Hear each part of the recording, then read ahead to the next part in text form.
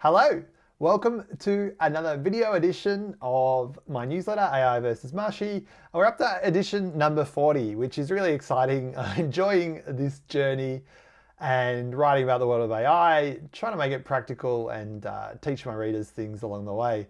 And this week we're doing the video on a Thursday because in Melbourne or in Australia, it's Good Friday tomorrow, everything shuts. And so I thought, may as well do the video early. So this week I look at using AI for personalized video outreach and talk through a tool called SendPotion.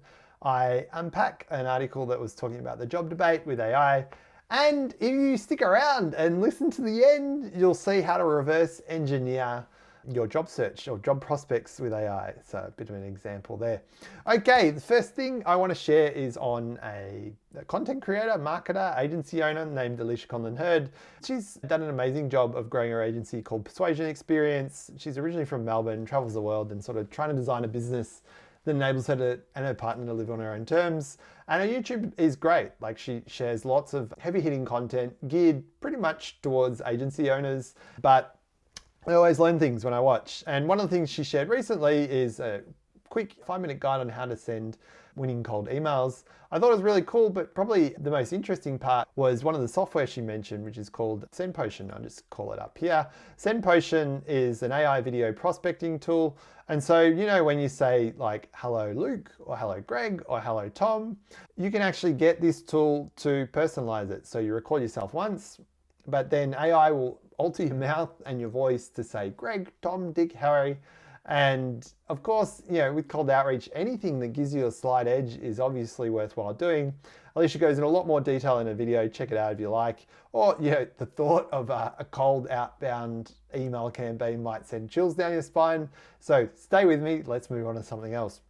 The next thing I want to talk about is an article or a newsletter we came across by a really smart guy named Noah Smith. Plentiful, high-paying jobs in the age of AI. He goes into a huge amount of detail here on economics and theory, and feel free to read. I found it interesting, but in case you don't find that stuff at that level of detail interesting, I want to give you one of the main takeaways from the article, which was comparative advantage. And I really like this idea because it really nullifies some of the doom mongering about AI stealing our jobs. So yeah, in a world where anyone can do anything or has certain skills or traits, the comparative advantage means that everyone in the world is the best at something. That's how it works.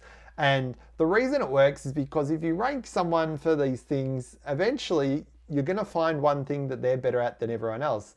And so when the world of diversification and a complex world and how things go, this will continue to compound in need. And it's a really hard idea to wrap your head around. Like, even I think I've got a lot of skills. Am I the best at anything? I don't think so, but it's actually true. And I wanted to connect this idea to another idea from a book I'm almost finished from Shane Parrish's Clear Thinking. And in this one, he talks around an exercise about ranking your criteria for really high impact and important decisions. And you might go, oh, I need this and this and this. But when you write it all out, there will always be a most important criterion. And so, instead, sure, one's slightly better than the other, but there will always be a most important criterion. This is really important when leading teams, because instead of telling them all the things they need to do, you can say, this is the outcome I need. This is how you're going to evaluate it. This is the most important thing to evaluate against. I trust you to do the rest. And if you're beyond a junior performer, I reckon I'd tell my juniors to do this as well. This is very good leadership. So back to the comparative advantage. I thought I'd visualize it for you by going on a whiteboard. Is it still there? I'm breaking script here. Yeah, I don't know if you can see that. That's the whiteboard over there. I don't know, I can't see you when I'm pointing the camera, but hopefully that was amusing. Otherwise you can see it on the screen here. Basically everyone's the same at breathing, although there's a best and worst of that. Writing, you might have a best or worst, and eating pies, I'm pretty good. I might be the best at eating pies. That is a horrible whiteboard picture, but if you bump it into ChatGPT, I thought, let's make this a bit more interesting. Breathing, there's that guy. Writing, there's that guy. And eating pie, this guy, but for some reason the AI put the pie on the ground. That's no good. So I think we're going to be okay on the job front. I actually really agree with this logic. Let me know what you think if you disagree. And now all we have to solve is simple problems like how do we get the human race to behave in its collective and existential best interest instead of this elitist competitive, I don't know what's happening to the climate. Gets me upset. All right, on to the bit I promised and teased at the start of this video, reverse engineering your job prospects. So I'm talking to my friend Sam, and he said learning how to use AI for career development would be something he'd find useful and would actually pay for. And I'm like, ding, ding, ding, is this actually useful? Is this stuff that I teach or advocate for useful? Let's try it. So I thought, let's showcase what I could do in this area if I was thinking about this with AI. So, to be clear, I'm not after a job. I'm not after this job, but I needed to pick one that I think I can do. So here's a role with Spotlight, leading their marketing. I got a head of marketing role here. I reckon I could slay this role. To be clear though, I don't want it. So I say, for my international readers or viewers, Spotlight's like a fabric store and does craft. My mum is a bit upset with it because the quality of the product seems to be going down and she's a hardcore crafting nerd. Let's just say, this is my dream job. Okay, so how can I use AI to help me with this? So I grab a snippet of my CV. Well, actually the whole thing's here. And so, download PDF. Here it is, some stuff redacted, And this is just a version of the CV. Then I go into ChatGPT, and I think because I'm sitting down for a video recording today, I can actually go and give the live demos. So I upload the marketing job here. I upload my redacted CV here. And I say, where's my prompt? Where's my prompt? I think it's near the start. Okay, cool. So I want you to imagine you're the world's best career coach. You specialize in finding entry points into companies and helping people connect to their ideal roles. You're working with a candidate and the first document they're sharing with you is an ideal job. The second document they share is their CV.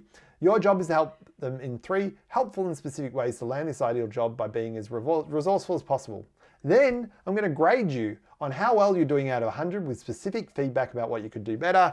You'll keep replying and with better attempts until I give you a grade out of 100. Are you ready? Oh, such a hard ass, aren't I? And anyway, so going through the process, obviously the first response, it's okay.